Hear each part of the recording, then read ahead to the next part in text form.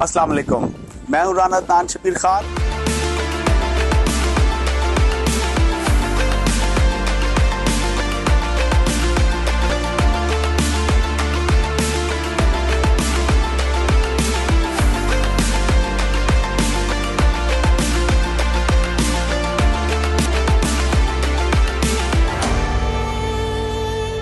السلام علیکم، میں ہوں رانا عدنان شبیر خان اور آپ دیکھ رہے ہیں نوائے فکر۔ چائنا کی اسٹیٹ کونسل کے وائس پریمیئر ہے لی فینگ پاکستان تشریف لائے ہوئے ہیں۔ آج انہوں نے وزیر اعظم شہباز شریف کے ساتھ ایک تقریب میں شرکت کی اور وہاں ان دونوں نے باری باری خطاب بھی کیا۔ ہے لی فینگ نے کہا کہ انہیں سی پیک کی 10 سالہ تقریب میں شرکت کر کے بہت خوشی محسوس ہوئی۔ ہے لی فینگ اور شہباز شریف صاحب کی موجودگی میں 6 مختلف مفاہمتی یادداشتوں پر سائن بھی کیے گئے، جن میں توانائی، زراعت، آئی ٹی، ریلوے جیسے منصوبے شامل ہیں۔ پاکستان کی ترقی سے خوفزدہ لوگوں کو اس وقت بہت تکلیف ہوئی جب ابھی یہ تقریب جاری ہی تھی کہ چین کے صدر مملکت نے ایک انتہائی اہم سٹیٹمنٹ دی۔ چلتے ہیں احمد کے پاس اور ان سے پوچھتے ہیں کہ وہ سٹیٹمنٹ کیا تھی اور اس کی پاکستان کی اکانومی پر کیا اثرات ہوں گے اور خطے میں باقی ممالک نے اس سٹیٹمنٹ کو کیسے لیا۔ جی احمد۔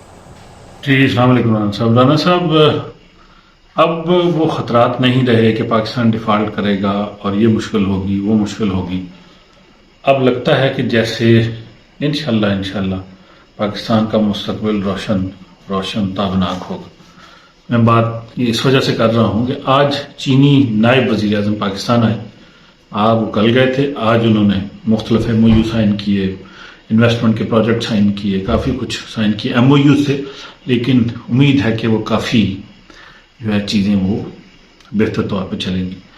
اب یہ شام تک سارا دن یہ ہوتا رہا، شام تک جب یہ ہوا تو شام کو چین کے صدر شی جن پنگ جو ہیں ان کی سٹیٹمنٹ آ گئی، اور سٹیٹمنٹ یہ تھی کہ جو مرضی ہو جائے، دنیا کا لینڈسکیپ جس طرح مرضی چینج ہو جائے، ہم پاکستان کا ساتھ نہیں چھوڑیں گے۔ یہ اتنی پاورفل سٹیٹمنٹ تھی، ہم پاکستان کے ساتھ کھڑے رہیں گے۔ یہ اتنی پاورفل سٹیٹمنٹ ہے کہ کل والا ہونے والا دھماکہ، جیسے چینی نائب وزیر اعظم اترے، ہونے والا دھماکہ، تھریٹس، یہ وہ سارے کا سارے اسٹیٹمنٹ نے وائپ آؤٹ کر دیں۔ میں ایک بات اور عرض کرتا چلوں کہ جب مشرف صاحب چین گئے تھے تو انہوں نے جاتے ہی چینی صدر سے ملاقات میں افسوس کیا کہ مجھے بہت افسوس ہے کہ آپ کے 2 انجینئر جو ہیں ان کی وہاں پہ ڈیتھ ہو گئی، دہشت گردوں نے ان کو مار دیا۔ تو چینی صدر نے آگے سے کیا جواب دیا تھا رانا صاحب؟ انہوں نے کہا تھا 2 مریں گے ہم 4 بھیج دیں گے، 4 مریں گے ہم 16 بھیج دیں گے، 16 مریں گے ہم 64 بھیج دیں گے، 64 مریں گے ہم 400 بھیج دیں گے۔ تو مشرف صاحب کے لیے یہ سٹیٹمنٹ اس وقت بھی ایک کہہ لیں کہ بہت بڑے حوصلے سے کم نہیں تھی، اور اسی دوران کسی ایک چینی ڈپلومیٹ سے پاکستانی ہائی آفیشل نے پوچھا کہ اگر امریکہ نے پاکستان پہ حملہ کر دیا تو کیا ہوگا؟ تو اس وقت چینی ڈپلومیٹ نے کہا کہ ہم اس کی اجازت نہیں دیں گے۔ تو یہ ایسی سٹیٹمنٹس تھیں کہ جو بڑی میٹر کرتی ہیں، اور آج بھی چینی صدر کا یہ سٹیٹمنٹ انہوں نے چائنا میں ہی تھی، لیکن اپنے نائب وزیر اعظم کو بھیج کے یہ سٹیٹمنٹ دینا بہت معنی خیز ہے اور ہمارے لیے بہت اہم بھی ہے۔ خطے میں ہماری امپورٹنس اور ہمارے دشمنوں کو ناکوں چنے چبانے یا خاموش رہنے کے لیے کافی ہے کہ آپ جو مرضی کر لیں، چین ہمارا ساتھ کبھی نہیں چھوڑے گا۔ بڑی پازیٹیو اور اچھی بات ہے رانا صاحب۔ جی رانا صاحب۔ احمد، سنا ہے کل ایک کانفرنس ہو رہی ہے انرجی اور منرلز کے حوالے سے، اور سنا ہے اس کانفرنس کو لیڈ ریکوڈیک کر رہا ہے اور $7 ملین کی انویسٹمنٹ پاکستان میں آ رہی ہے۔ کیا یہ $7 ملین کی انویسٹمنٹ پاکستان کی اکانومی پر کچھ اثرات چھوڑے گی؟ خاص طور پر آپ نے دیکھا کہ چائنا سے بھی ڈیلیگیشنز آ رہے ہیں اور اس ملک میں جو حکومت ہے اس کے چند ہفتے باقی رہ گئے ہیں۔ اور سننے میں یہ بھی آیا کہ کل یہ جو کانفرنس ہوگی اس میں چیف آف آرمی سٹاف بھی شرکت کریں گے. آپ اس کو کیسے دیکھتے ہیں؟ جی احمد. جی رانا صاحب 2-3 سال پہلے کی بات ہے. انڈیا کے میں جو اس وقت بی جے پی کی حکومت ہے انہی کا دور تھا. کینیڈین پرائم منسٹر بھارت گئے. جب وہ وہاں گئے تو جانے سے پہلے انہوں نے سکھوں کی حمایت میں ایک بیان دے دیا. بیان دے کے چلے گئے وہ انڈیا. جب انڈیا گئے تو انڈیا میں ان کا 9 دن کا دورہ تھا. 9 دن میں سے پہلے 3 سے 5 دن گزر گئے, انڈین پرائم منسٹر ان سے ملے ہی نہیں. انہوں نے اپنا دورہ شارٹ کیا, ختم کیا, واپس آئے اور انہوں نے کہا کہ میری توبہ کہ میں دوبارہ انڈیا جاؤں. اس وقت سے پاکستان کوشش میں تھا کہ کسی طریقے سے کہہ لیں کہ کینیڈا کے ساتھ تعلقات استوار کرے. بہت مخالف قوتیں کام کرتی رہیں. بھارت کی بھی لابی بڑی سرگرم ہے, اس نے بھی بڑا کام کیا. قادیانی بھی بڑے ایکٹیو ہیں کینیڈا میں, انہوں نے بھی یہ نہیں ہونے دیا. پھر یہ ہوا کہ کینیڈین کمپنی بھارت گولڈ نے پاکستان میں $7 بلین کا ریکارڈ جو پروجیکٹ ہے اس میں سرمایہ کاری کرنے کا پروگرام بنایا. اس پہ عملی جامہ بناتے بناتے اب یہ صورتحال ہے کہ کل ایک انویسٹمنٹ کانفرنس ہو رہی ہے جس میں بھارت گولڈ پلس اور انویسٹمنٹ کمپنیاں جو ہیں وہ پاکستان آ کے منرلز کی ڈیولپمنٹ میں ہیوج انویسٹمنٹ کر رہی ہیں. بھارت گولڈ کا جو $7 بلین کا یہ بہت بڑا پروجیکٹ ہے, دنیا کے سب بڑے ترین پروجیکٹس میں سے ایک ہے. سونے کے بڑے ذخائر ہیں وہاں پہ, سونے کے, تانبے کے, کاپر کے. اس میں سے وہ آدھی انویسٹمنٹ $3-3.5 بلین کی ان کی اپنی ہے. باقیوں کے لیے وہ باقی انویسٹر لے رہے ہیں جس میں سے سعودی عرب بھی انویسٹ کر رہا ہے. تو کہنے کا مقصد یہ ہے کہ پاکستان کے دوست جو ہیں وہ مالک وہ اب پاکستان میں سرمایہ کاری کے لیے کافی سیریس ہے. تو اگر یہ جو کانفرنس ہے اس میں چیف آرمی اسٹاف پہ خود جا رہے ہیں کیونکہ سیکورٹی کے بڑے مسائل ہیں اور وہ ان کا جانا اس بات کی یقین دہانی ہے کہ ہم ہر قسم کی سیکورٹی پرووائڈ کریں گے اس کے اور اس طرح کے ہر دوسرے پروجیکٹ میں. یہ دوسری بڑی اہم ڈیولپمنٹ ہے. چینی صدر کا بیان جیسے ہم نے ابھی بات کی رانا صاحب, اور بھارت گولڈ کی بڑا انویسٹمنٹ, یہ بہت بڑا پروجیکٹ ہے. میرا خیال آج تک اتنی بڑی انویسٹمنٹ پاکستان میں کسی غیر ملکی کمپنی نے نہیں کی. تو یہ کہہ لیں کہ ایک اور بڑی اپرچونٹی ہے. تو جیسے میں پہلے کہہ رہا تھا کہ پاکستان کا مستقبل روشن ہے, اس کی دوسری بڑی وجہ یہ کل والی انویسٹمنٹ کانفرنس تھی. اور جیسے یہ کامیاب ہوتی ہے تو اس کے رزلٹ آئیں گے تو اس میں بھی انشاءاللہ پاکستان کے لیے کافی بہتری ہوگی. جی رانا صاحب. پاکستان آرمی ایکٹ ترمیمی بل 2023 آج سینٹ کے بعد قومی اسمبلی میں بھی پاس ہو گیا. اعظم نذیر تارڑ صاحب نے اس بل کو پیش کیا اور کثرت رائے سے اس کو پاس کروا لیا. اس ایکٹ کی تفصیلات ہم پہلے بھی ڈسکس کر چکے ہیں. اعظم نذیر تارڑ صاحب نے آج صرف ایک بات کی جو انہوں نے پہلے نہیں کی تھی کہ جناب اس بل کا اطلاق سویلینز پر نہیں ہوگا, کیونکہ پی ٹی آئی کو بہت سارے خدشات لاحق تھے اس بل کو لے کر.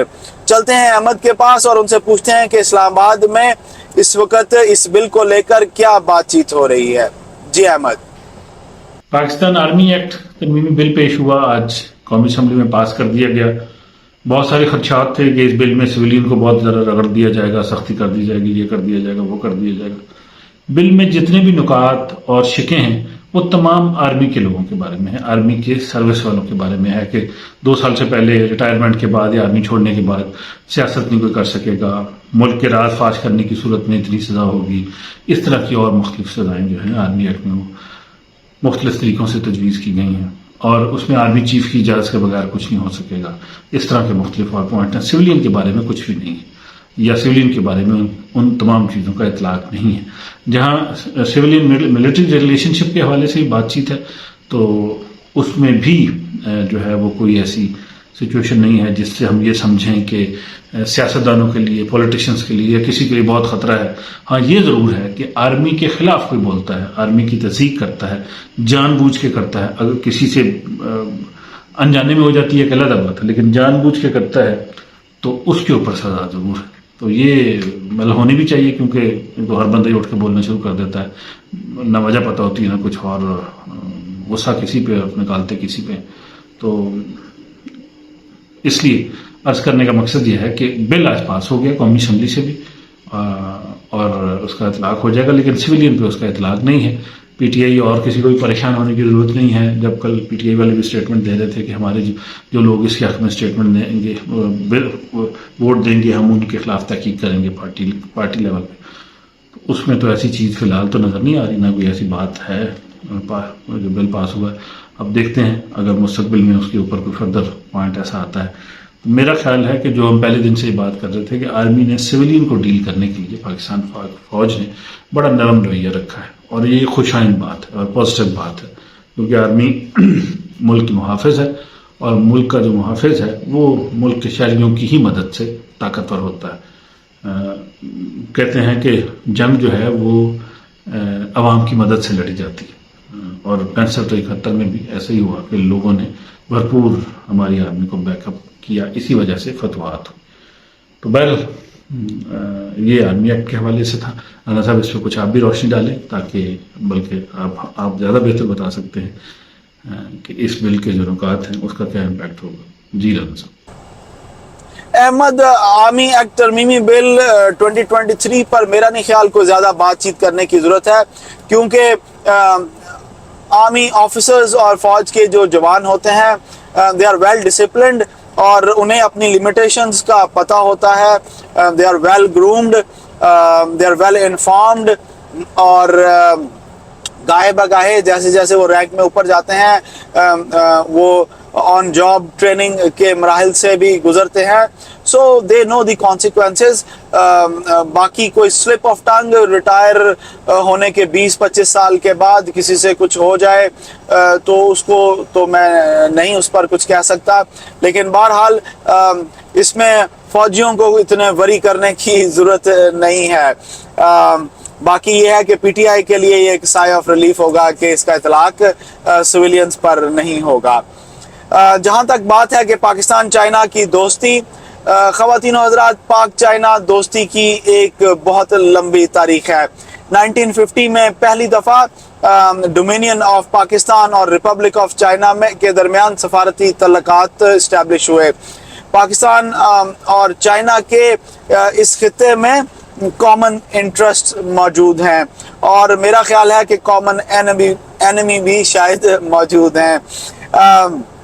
1963 میں سینو پاکستان ایگریمنٹ ہوا، جس میں پاکستان نے اور چائنا نے کچھ بارڈر کے جو اختلافات تھے وہ انہوں نے دور کیے اور بارڈر مینجمنٹ کو بہتر کیا، اور ایک دوسرے کے بارڈر کو ریکگنائز کیا۔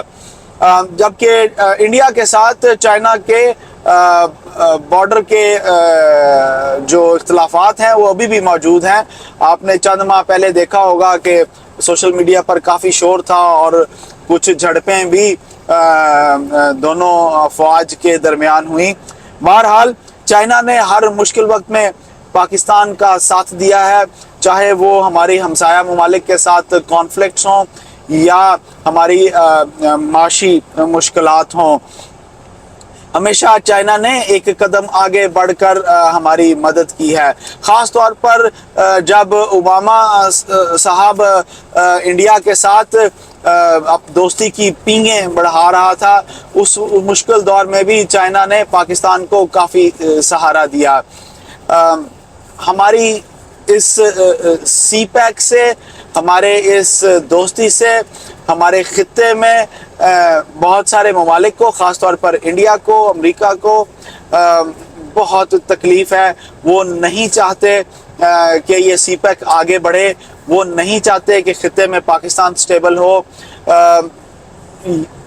لیکن ہمارے ان لوگوں کو جو دہشت گردوں کے ساتھ کچھ دلوں میں ہمدردی رکھتے ہیں، کل کا واقعہ ایک بڑا کھلا پیغام ہے، ایک بڑا کھلا میسج ہے کہ یہ لوگ ہمارے دوست نہیں ہیں، یہ لوگ ہمارے دشمن ہیں، اور پاکستان میں جب بھی کوئی اچھی بات ہونے لگتی ہے یہ ہمارے ملک کو نقصان پہنچاتے ہیں، یہ ان لوگوں کو ڈراتے ہیں جو پاکستان کی مدد کرنا چاہتے ہیں۔ میں آپ سے اجازت لوں گا۔ اللہ آپ سب کو آسانیاں نصیب فرمائے اور آسانیاں تقسیم کرنا نصیب فرمائے۔ السلام علیکم۔